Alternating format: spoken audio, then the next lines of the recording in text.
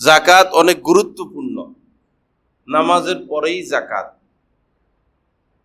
আল্লাহ রাসূল জীবদ্দশায় হযরতে মুআজ ইবনে জাবাল রাদিয়াল্লাহু তাআলা আনহুকে ইয়েমেনের গভর্নর হিসেবে পাঠিয়েছেন। পাঠানোর সময় অনেক কথাই বলেছিলেন।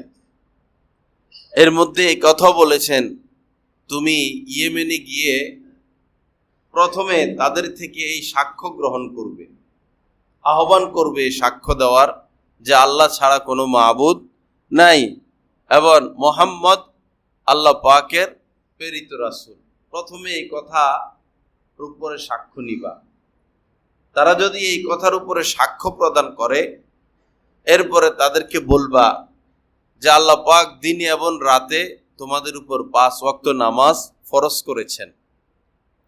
ফরজ মানে মানতেই হবে, আবশ্যকীয়, অলঙ্ঘনীয়, করতেই হবে, মানতেই হবে।